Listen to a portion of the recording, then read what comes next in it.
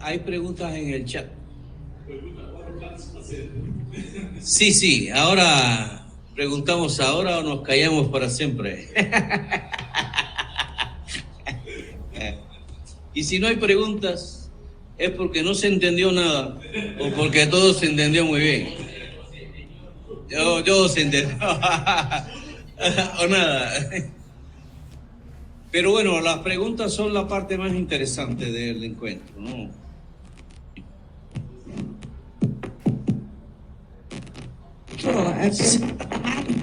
Sí. Sobre a afirmação de que Vygotsky criou o método. Sí. Vygotsky no crea el método, no este método analítico objetivo. Yo creo que ninguno de ellos él lo crea. Lo que pasa es que, porque bueno, ya demostré, y él lo dice, que va a buscar el método analítico objetivo en Müller-Frauenfeld. Robert Müller-Frauenfeld, que es un alemán, coetáneo con Vygotsky, sobrevive a Vygotsky porque Müller muere en 1949. Y yo fui a buscar a Müller porque Vygotsky me dio un indicio, así de pasada. Y yo dije, no, espérate ahí, porque aquí abajo tiene que haber alguna cosa. Entonces, él no crea el método. O sea, ontológicamente hablando, él no crea el método. Y ninguno de ellos, que yo sepa, los crea Vygotsky. Ninguno de los 4 grandes métodos que Vygotsky usa, él los creó. Pero él tiene la capacidad intelectual de apropiarse del método o de apropiarse de la teoría de los autores precedentes y transformar ese método o esa teoría y hacerla suya y devolverla nueva. Entonces, para mí es fantástico, porque lo que me está demostrando es la estatura intelectual de Vygotsky. Voy a extenderme un poquito, ¿puedo? Porque para mí Vygotsky es un autor síntesis.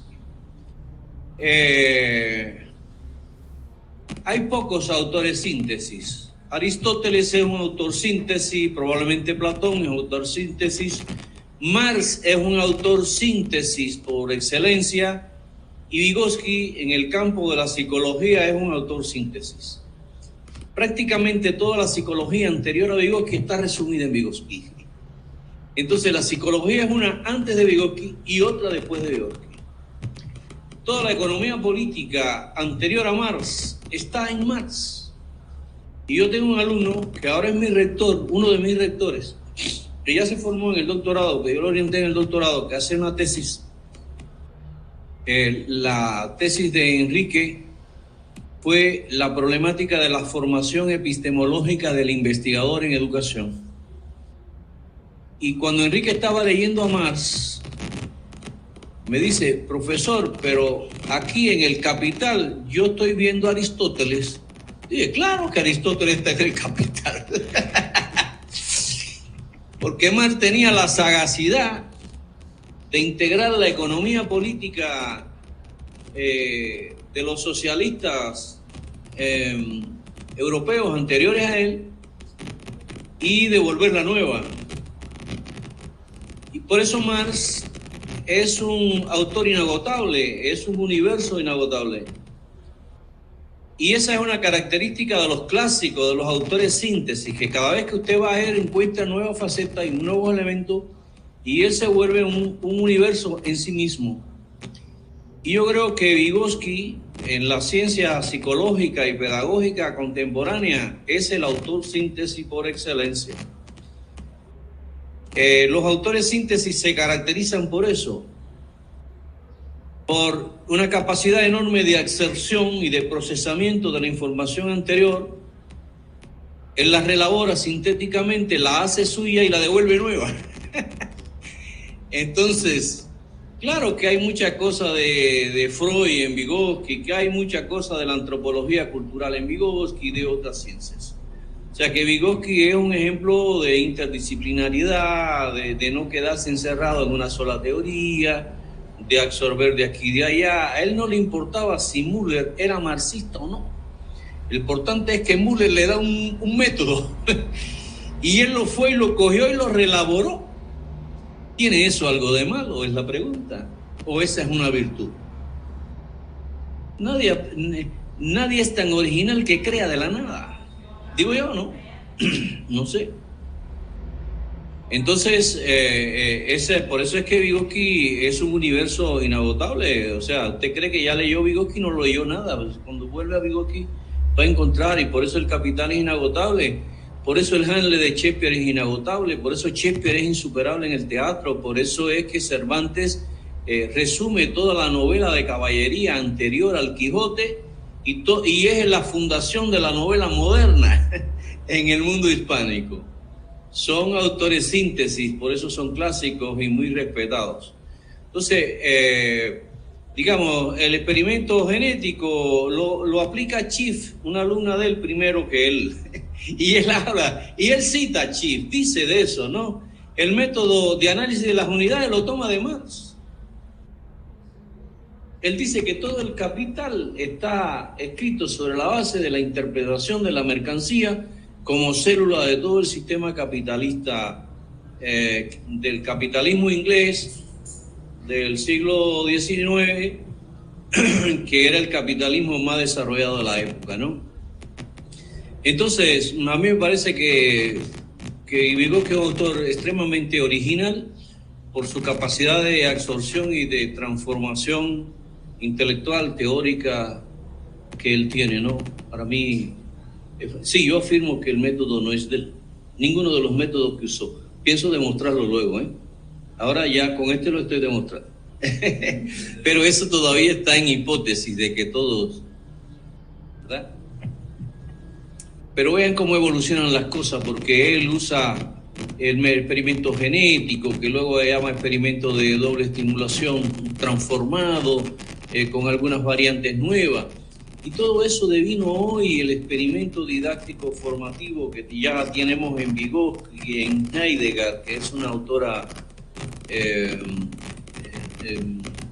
los Países Bajos, no sé si de Bélgica, y está también en el propio Galperin, utiliza mucho el experimento, etc.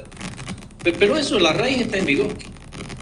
Y los autores no lo copiaron de Vygotsky como Vygotsky lo usaba, sino que lo transformaron en el plano didáctico, y el primero es Sankov, que está aquí en mi espalda, ¿no?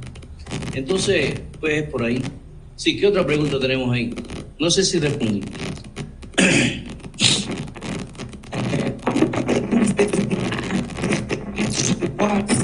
Já que não se pode considerá-los de métodos, a pergunta do Frank. No, él usa el método experimental, que hay que decirlo, que la psicología experimental tiene una fuerte tradición en la psicología anterior a Vygotsky, y que Vygotsky, como otros autores, quieren hacer una psicología objetiva, o sea, que se puedan demostrar con datos los procesos psicológicos que se quieren utilizar. Entonces, él usa el método experimental, es su método por excelencia, llámese genético causal o genético creador, o más tarde de dupla estimulación, de doble estimulación, pero es un método con todas las de la ley, ¿no? Entonces, y él lo usa, solo que Vygotsky no usa el método experimental para estudiar los procesos psicológicos. Todavía en Vygotsky no hemos llegado a una didáctica. Vygotsky es un psicólogo, para mí, que investiga en el contexto pedagógico, pero su interés es la psicología, no la didáctica. Ahora, yo creo, y hemos escrito Roberto y yo sobre eso, que Sankov, Vladimir Sankov, Leonid Vladimirovich Sankov, esos nombres rusos, ¿no? Son terribles. es el primero que lleva para la didáctica el experimento de Vygotsky, ¿no? Pero ya en el plano, él lo didactiza, ese método, y Sanko dice con clareza en su libro fundamental, este es un experimento pedagógico, no es un experimento psicológico, ¿verdad? Él se está basando en Vygotsky, en los experimentos de Vygotsky, pero ya no con una finalidad de estudiar procesos psicológicos, sí con estudiar los procesos de aprendizaje en la escuela. Por eso es que Sanko es el primero en montar un laboratorio que tiene en la parte de arriba del laboratorio hay una sala donde están los investigadores y hay un cristal que de aquí para allá se ve la sala de aula, pero los muchachos y el profesor no ven los investigadores. Para observar la sala de aula sin interferir en la sala. Él describe eso maravillosamente, ¿no? Entonces, pues nada, en Sanko está la primera transformación del experimento, que es una forma del experimento. Aquí se ha discutido mucho aquí en este grupo sobre ese experimento de Sanko. Y luego David y tal incrementan el método, ¿no? Pero tú ves que lo que va creciendo es la praxeología del método. O sea, la adecuación a nuevas prácticas y a nuevas utilidades y a nuevos diseños, ¿no? Aquí nosotros usamos ese experimento y obviamente no lo usamos como lo hacía Davido, que usaban experimentos longitudinales de 10 años, por ejemplo. Nosotros hacemos lo que en Sampieri llama de cuasi experimento, por ejemplo, ¿no? Un experimento corto para mostrar un procedimiento, comprobar alguna cosa, tal. Pero ellos hacían experimentos longitudinales. Davido, ¿no? El grupo de Davido, Arconen, con miles de escuelas, de profesores, preparaban a los profesores para eso. Entonces, eso tiene que, yo le estoy buscando el hilo a esa madeja. El hilo de la madeja es que cuando la gente tenga que explicar el experimento didáctico formativo, como lo llamamos hoy, si yo lo voy a buscar a Vygotsky, que es lo que quiero hacer, lo que voy a explicar en la praxeología es cómo el método fue evolucionando hasta los días de hoy y cómo es utilísimo hoy. Eso es una configuración praxeológica. O sea, la validez del método actual para resolver los problemas de la práctica de enseñanza. Vean cómo es interesante. Porque en cada contexto y en cada grupo de investigación él se va acomodando y adaptando. Aquí nosotros tenemos los mejores ejemplos. Bueno, estas muchachas ahí han estado 6 meses en campo, ¿no? En el experimento, que ya es enorme para hacerlo aquí. En el mestrado, ¿tuviste cuántos meses? 6 meses, Nere. ¿Tuviste? ¿Sí? 1 año en el campo, que ya es mucha cosa. Pero allá en mi universidad, ¿y tú qué tiempo estuviste en campo en el doctorado? 1 año en campo, que ya es mucha cosa. Ahora, aquí hemos hecho experimentos de 3 meses en el nivel de maestrado, por ejemplo, maestría, 3 meses en campo, para probar una metodología, una forma de enseñar un concepto, que eso sería más bien lo que dicen los teóricos como Sampieri, que es un cuasi experimento. Sí, Neire, explica ahí.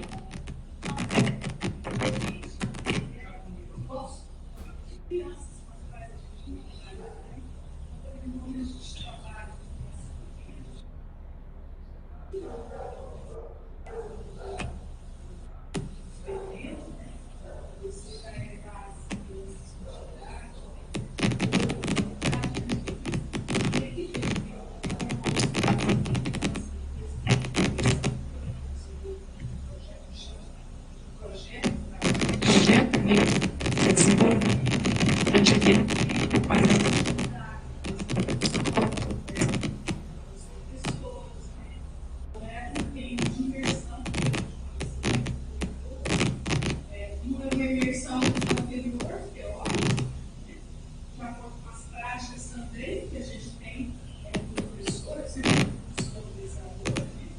Então, essa aliança que a gente tem entre educação e prática,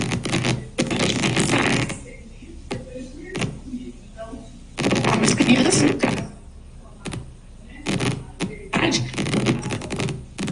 as crianças dela também, as minhas eram Uhum. crianças que estudavam no período de tempo integral.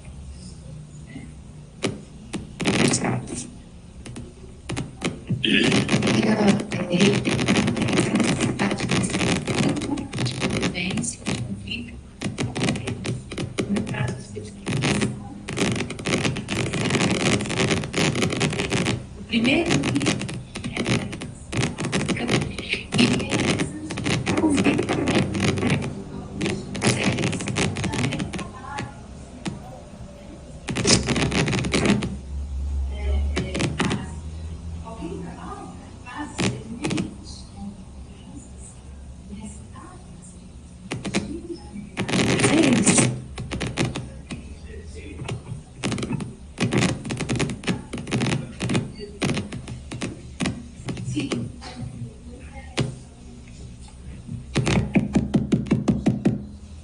Um, dois. Voltou?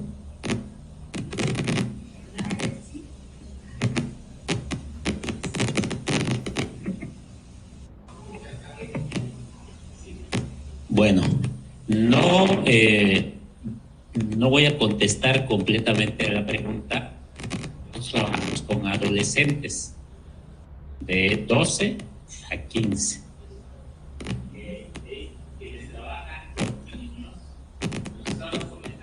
Ahorita que estaba explicando la maestra, que tienen condiciones para convivir con los niños, ¿no?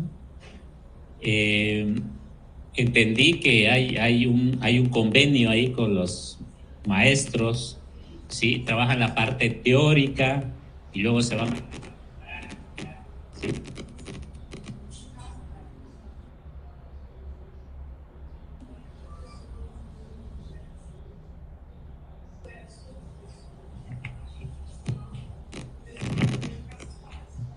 Com isso, eu sou professora, né, há muitos anos de educação básica, com crianças principalmente em fase de alfabetização. Então, na primeira escola, é a escola que eu já era professora, só que eu saí para fazer o mestrado com o professor Orlando e retornei enquanto pesquisador, desenvolvendo um projeto na escola junto com a professora da turma. Então, nós duas juntas desenvolvemos. Todo o procedimento, todo o projeto foi discutido com ela, né? E nós fizemos até formação. O professor Orlando esteve na escola algumas vezes, né? Fazendo um grupo de estudo sobre a teoria para que ela pudesse compreender esse processo. Mas a minha análise mesmo da pesquisa ficou nas crianças. Nós fizemos isso por uma necessidade de acordo com o contexto que a gente está. Então, a gente tem essa aliança. No doutorado também, né, eu fui para uma escola da rede municipal, eu sou professora lá, e fazendo no contraturno para não, né, trazer transtornos. As crianças ficam na escola de tempo integral. Então, é um projeto dentro do tempo integral que foi desenvolvido, né, com a escrita de contos, com as crianças em processo de alfabetização, que essas crianças específicas, elas estavam em processo de alfabetização, né? E aí a gente foi ver a questão da autoria. Para participar, né, companheiro? Muito bem.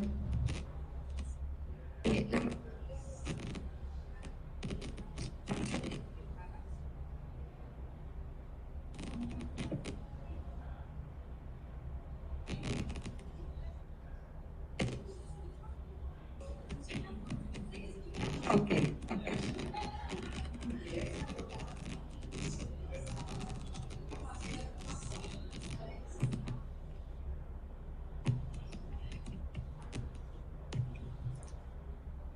Gracias. Lo que comentaba es que la mayoría de los que estamos en proceso o en preparación del doctorado, en cuanto a nuestra investigación, vamos en la fase de preparación para la investigación. Todavía no nos sumergimos en el campo ya estamos en preparación. Sí. Pero también me parece que en México tenemos esta dificultad que tenemos que estar trabajando y estudiando al mismo tiempo, y la investigación que se realiza para ya la práctica como tal, la hacemos con nuestros propios alumnos, porque no nos dan permiso de ausentarnos o separarnos de las actividades laborales y sumergirnos completamente. Entonces estamos al mismo tiempo realizando estas dos actividades, y sí es pues un poco complicado, pero pues a pesar de eso tratamos de realizar, ¿no?, ambas situaciones.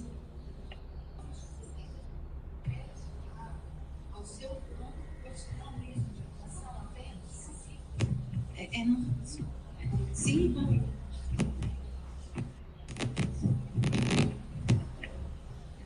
Bueno, soy, creo, en el grupo la profesora que trabaja en el nivel de primaria elemental, sí, con niños de 6 a 12 años.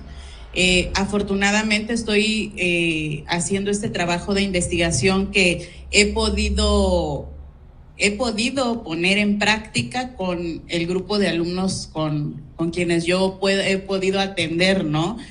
Primero, segundo, hasta sexto grado de primaria. Y estoy convencida de que es el espacio en el que se tiene que priorizar el desarrollo en el ser humano. O sea, es en ese momento en el que nos tardamos 6 años en apoyar, guiar, sobre todo, me gusta mucho enfocar en que estamos formando personalidades. Estamos ayudando a lo que comentaba ayer el doctor, a pasar del sujeto del individuo al sujeto, ¿no? Estamos en esa etapa de apoyo, de guía, y sí hay una diferencia cuando nosotros tenemos esta referencia teórica, poder aplicarla. Puede ser una desventaja, pero también es un escenario muy pertinente el poder estar haciendo investigación y poder estar trabajando con los niños en ese periodo.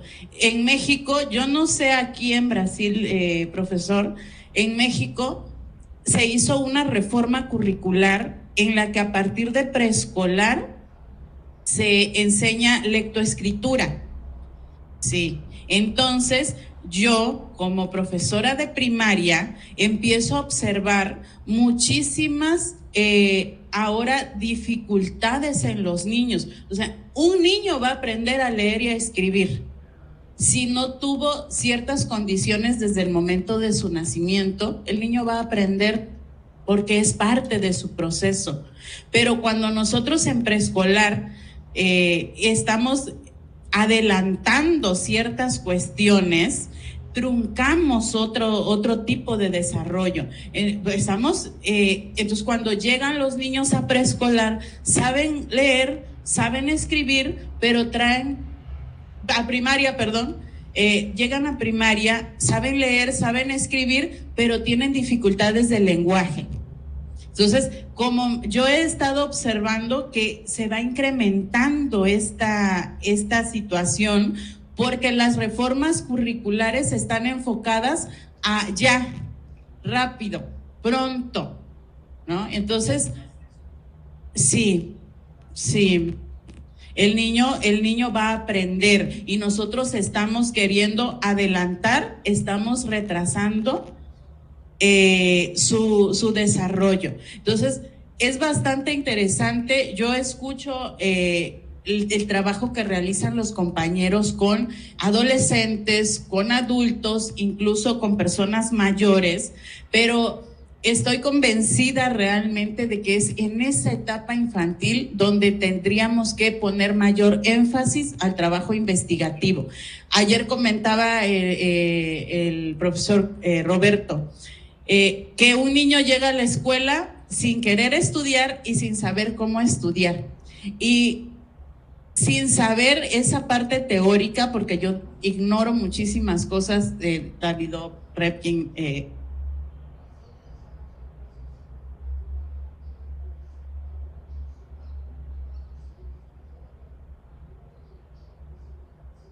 Pero que los maestros tenemos que atender es que a los niños les guste asistir a la escuela. Eso es lo primero. Mientras un niño los días nos está abriendo las puertas, nos está dando la oportunidad de poder intervenir, de poder agarrarlo de la mano y poder guiarlo en su proceso de desarrollo, ¿no? Entonces, es una de las prioridades que como profesora de primaria he intentado trabajar. Y pues, bueno, en México tenemos esas dificultades, profesor.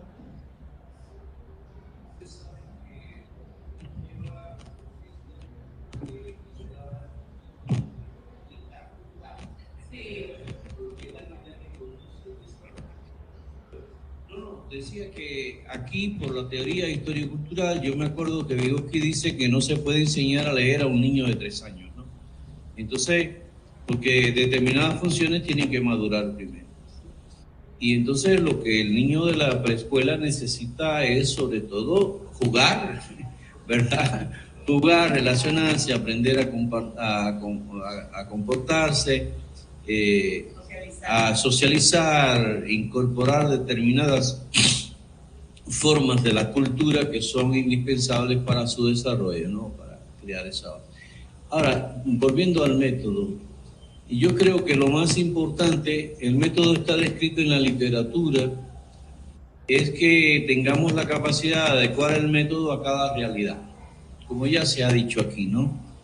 Porque el experimento que va a hacer Neyri no es el mismo que hace Selva, o es el mismo que se puede hacer en una escuela de México. Atendiendo determinadas realidades, usted va adecuando el experimento o la investigación o lo que sea. Lo importante es que usted tenga la honestidad intelectual de explicar qué hizo y cómo lo hizo, en su metodología, de manera que esa investigación tenga la capacidad de ser reproducida si se hace como usted la hizo, ¿no? Entonces, eso nos parece a nosotros que sería importante, porque no es coger el método que está ya en un estante y venir y aplicarlo aquí mecánicamente. Eso no existe, ¿no? ¿Qué más? Oi, eu sou Epifânia e assim, eu queria trazer um pouco da parte um pouco prática da pesquisa, assim, se me permite. Então, nós trabalhamos, eu faço parte de um grupo de pesquisa e nós temos tentado aproximar bastante essa parte teórica com o método, né, a base epistemológica. Então, a gente optou, já tem uns 3 anos, que nós temos nos aprofundado no materialismo histórico dialético. Então, o método dialético tem sido a nossa forma de aproximação teórica, né? E aí você trouxe aqui essa análise, né, essa nova estrutura que você está colocando, e eu vejo muita aproximação com aquilo que a gente vem trabalhando. Então, a gente identifica as categorias, a unidade de análise e as abstrações auxiliares. Quando você traz, por exemplo, aqui a questão das dimensões, ela se assemelha, ela se aproxima com as abstrações auxiliares, há uma... Una dimensión sería similar a una categoría. Una categoría es un concepto de amplio espectro que contiene dentro otras categorías. Tá, certo. Pero mira, tienes toda la razón. Homero Fuentes es un epistemólogo marxista. Y lo que yo descubro en Homero Fuentes, toda esa estructura de configuraciones, dimensiones y categorías, que eso es en la práctica la aplicación del método dialéctico de Marx, de construcción teórica, porque Marx dice allá, en los Grundrisse, él va a decir que el investigador primero tiene que comenzar por las categorías más simples, más evidentes. Sí. Y entonces a partir de ahí comienza a como alar el hilo de la madeja para construir categorías más amplias y de mayor generalidad. Sí. Y él le ha dado esa denominación, pero eso en última instancia lo que está ahí de fondo es el método de Marx. Eu infiero isso, não? Certo. Aí só mais uma questão. Quando você traz também esses... nós não precisamos necessariamente, nas análises, utilizar só um tipo, né, de análise. A gente pode recorrer a outros. Aí, por exemplo, a gente tem dentro da pesquisa essa base mais na gênese, dentro da teoria histórico-cultural, mas a gente avança para o ensino desenvolvimental, né? A aprendizagem, trabalha a questão da didática. E aí, necessariamente, no meu caso, por exemplo, no meu trabalho, a pesquisa aplicada, que o doutorado ele é profissional, então nós recorremos ao experimento, né? O experimento genético modelador.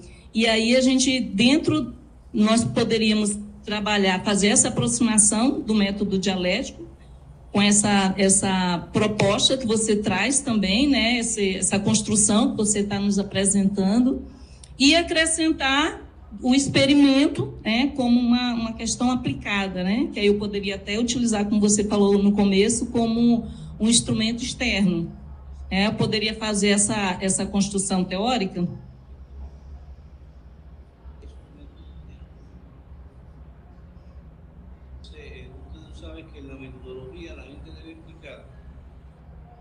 Los métodos de colecta de información, o sea, cómo usted va a recoger la información, y los métodos de análisis y discusión del resultado. Este es un método sobre todo de discusión del resultado. Pero has dicho una cosa muy interesante. Hay una categoría que no la hemos trabajado hoy, pero que a mí me parece fenomenal. En la pesquisa cualitativa nos salva mucho, que es el procedimiento de la triangulación. O sea, yo puedo triangular las entrevistas que le hice a los profesores o a los directores de escuela con lo que me dice el experimento, por ejemplo, ¿no? Tú puedes triangular resultados de investigación, métodos de investigación y otras formas de producción científica. O sea, cuando tú triangulas, reduces, minimizas la posibilidad de errores en la pesquisa cualitativa. Entonces, yo creo que es muy importante no aplicar un solo método porque no tienes cómo triangular.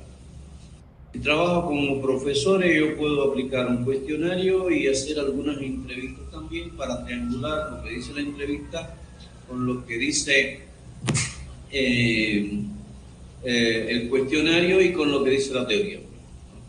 Entonces, tienes muchísima razón, o sea, no valerse apenas de un solo método, porque, digamos, para mí el método del experimento didáctico, como ustedes lo llamen, modelador, como dice David en algún momento, es un constructo muy grande, que dentro de ese experimento está la revisión bibliográfica, dentro de ese experimento está la elaboración de las tareas de aprendizaje que se van a experimentar, dentro de ese experimento está el proceso de experimental propiamente dicho en sala de aula, y está también el proceso de análisis de resultados del experimento.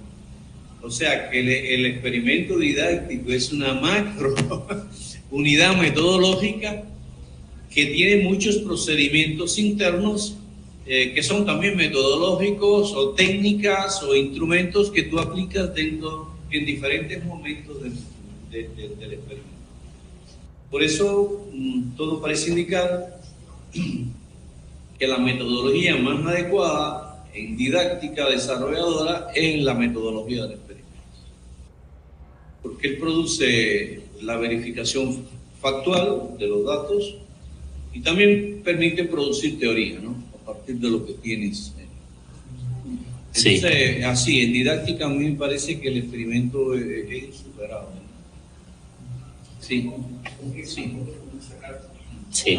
Ahora, eso quiere decir que siempre debemos hacer el experimento. No necesariamente, porque precisamente tienen que estar los años, hacer un experimento. Aunque algunos muchachos aquí lo han hecho, como en el caso de ellas. Estamos sobre Pero ellas son aguerridas, ellas son guerreras de verdad. Qué bueno. Entonces, bueno, Bien, si eres un buen alumno, aquí le decimos, tú le das cuerda.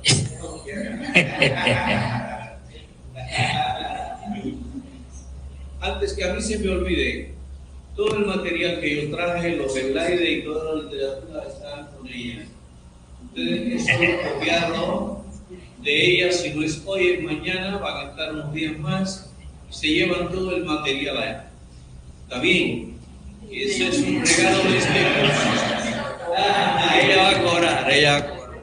Bueno, Bien, voy, mire, primero, pues reconocer que sí me falta leer mucho para poder entender, pues varias categorías que ya usted nos compartió, muy rica la aportación, a pesar de que el tiempo que yo estuve es breve. Cuando mencionó usted acerca de los dos tipos de teorías, recordé lo que Talísina dice acerca de los tipos de conceptos. Yo quiero que usted me escuche y me diga si estoy en lo correcto, o sea, porque encuentro como un paralelismo entre la teoría y el concepto.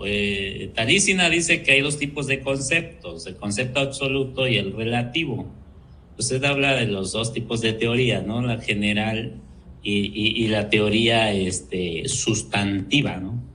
Entonces, yo encontré esa lógica incluso en el proceso de la formación de conceptos que el mismo paradigma histórico-cultural plantea desde sus diferentes propuestas, ¿no? Por autores distintos, llevan esa misma esa lógica en el proceso de investigación, o sea, para la investigación teórica. No sé, me falta, claro, fundamentar más esto que yo estoy tratando de interpretar, pero pareciera que, o sea, hay una similitud entre el concepto y la teoría, en ese orden, nada más.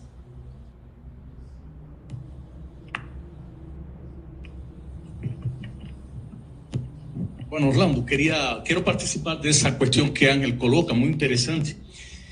Para quien no conoce a Talísina, no va a poder comprender ese aspecto sobre los conceptos absolutos y conceptos relativos. Primero, una cuestión es el concepto científico en el campo de la ciencia y otra cosa es el concepto científico en el contexto de la escuela. Son dos lógicas diferentes. La lógica como se produce el concepto en el campo de la ciencia es una lógica que se invierte en el contexto de la sala de aula. Son dos lógicas totalmente diferentes. Por eso es que David, en las primeras páginas del libro Problemas del aprendizaje desarrollador de 1986, él dice que el método marxista de producción del conocimiento vive dos momentos. El momento por el cual el conocimiento se produce, que se expresa en un movimiento que va de lo concreto para lo abstracto, y un segundo momento que es el momento en el cual el investigador relata el resultado de su investigación, que es un movimiento de generalización, y por eso va de lo abstracto para lo concreto. Y David dice, lo que caracteriza el desarrollo del pensamiento teórico en el contexto de la escuela es que reproduce del método marxista de producción del conocimiento el segundo momento, apenas el segundo y no el primero. ¿Por qué dice David que los alumnos en la escuela piensan teóricamente yendo de lo abstracto para lo concreto? Porque el alumno en la escuela ya tiene el concepto como tal. El concepto existe porque lo aporta la ciencia. Ahora, en relación a los conceptos absolutos y al concepto relativo, Río es un concepto absoluto. Río Amazonas es un concepto relativo. Flor es un concepto absoluto. Orquídea es un concepto relativo. Entonces, el concepto absoluto se expresa en su máxima generalización. El concepto relativo es una expresión específica y atómica del concepto en su máximo nivel de generalización. Por eso es que David dice, el movimiento de los conceptos de lo general para de lo abstracto para lo concreto, ni siquiera lo concreto como cosa, es lo concreto pensado. Por tanto, es un movimiento de un concepto para otro concepto, de un concepto en su máximo nivel de generalización para un concepto célula. Es lo que Talísina llama de concepto absoluto y concepto relativo. Un concepto en su máximo nivel de generalización es un concepto absoluto. Río no muda. Ahora, las diferentes manifestaciones de río mudan. De ahí su carácter relativo.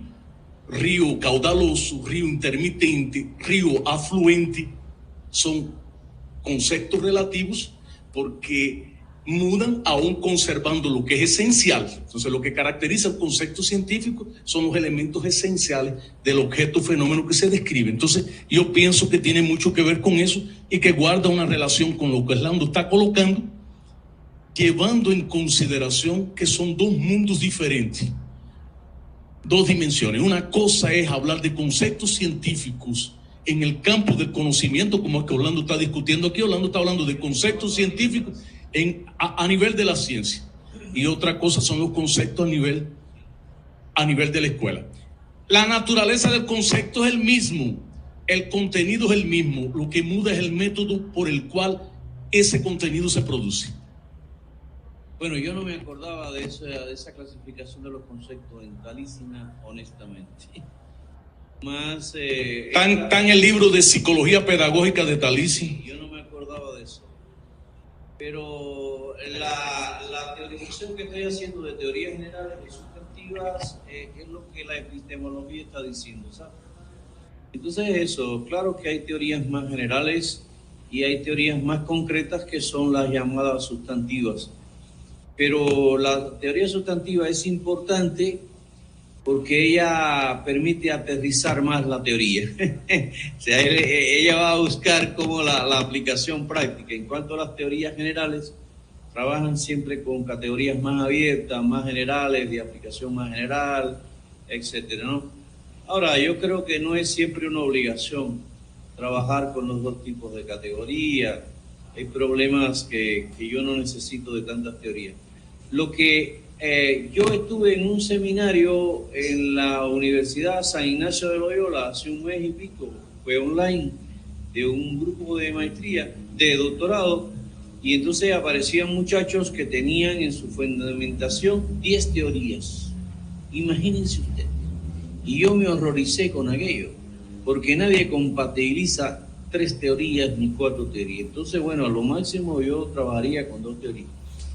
Con respecto a las 2 teorías, yo sé que ya Roberto quiere cerrar, pues son las 4:30, o son casi, ¿no?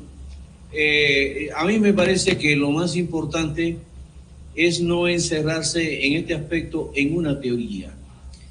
En mi caso particular, he podido avanzar para el método de producción de teoría porque no me quedé dentro de la teoría histórico-cultural.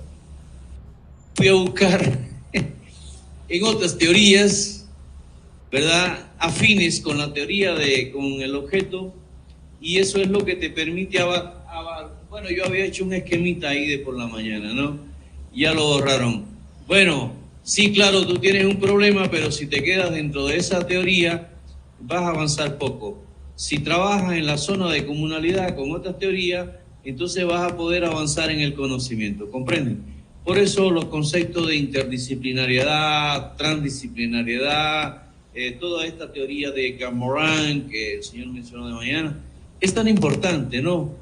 Y por aquello de no quedarnos encerrados solo conversando con nosotros mismos, ¿no? Bueno, Roberto. Bien, yo quiero, para los que están asistiendo a la disciplina por la internet, yo quiero anunciar algunas cosas, por eso es que les solicito que no salgan.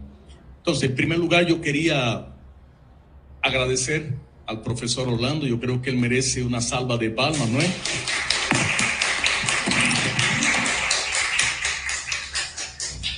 Yo creo que ha sido un momento importante dentro de la disciplina. Esa sección de la mañana y de la tarde, la presentación que Orlando hace aquí, con enorme dominio de esas cuestiones que él está trabajando, que son esenciales desde el punto de vista de hacer la ciencia avanzar. Creo que hemos conversado eso muchas veces. Es decir, nosotros en el campo, por ejemplo, específico de la didáctica, nosotros no vamos a avanzar si no conseguimos producir una nueva epistemia, una nueva teoría y una nueva metodología que permita que eso acontezca. Entonces, yo agradezco a Orlando infinitamente, porque no por hoy está aquí, porque siempre está disponible cada vez que lo llamamos. Entonces tenemos una relación que es de amistad, que es de afecto, de cariño, y también una relación profesional que ya tiene 30 años. Orlando dice aquí que él me enseñó a escribir, y eso es verdad. Es verdad, eso aconteció cuando yo era todavía un muchacho muy joven. Yo estudiaba en el pedagógico, eso fue finales de la década del 80, comienzo de la década del 90. Inquieto hasta hoy. Entonces, exacto. Entonces, de eso hace 30 años, Orlando lo ayudé a venir para Brasil, primero en el 2006 y después en el 2007. Está aquí en Brasil, claro que no es gracias a mí, está aquí gracias a él. Entonces, yo quería, bueno, para los que están en la internet, agradecer a Orlando como ya lo hicimos. Yo quería reiterar que mañana continuamos nuestra disciplina con la presencia de otro queridísimo profesor cubano. No es porque es cubano que la gente lo quiere por las características de Isauro también, con grandes contribuciones en el campo de la didáctica, sobre todo en la perspectiva de Galperin y de Talísina. Mañana nosotros vamos a poder conversar con él sobre eso. Isauro no va a estar aquí, mas nosotros debemos estar todos aquí, los mexicanos y los cubanos. De esa manera lo vamos a asistir él aquí en la tela y vamos a dialogar con él durante toda la mañana. Y yo quería, para los que están en la internet, para todos los que están aquí, primero, yo quería pedir para los que están en la internet, por favor, si pueden abrir las cámaras para verlos. Queremos hacer una foto con ustedes y con todos los mexicanos y brasileños que están aquí en la sala. Entonces vamos a primero ponernos aquí de frente para esa cámara para que ellos nos vean a todos. Entonces un primer paso es colocarnos todos aquí al frente, mexicanos y brasileños, para que nos vean aquí, y después pedir para que todos abran la cámara y nos vamos a poner todos después aquí.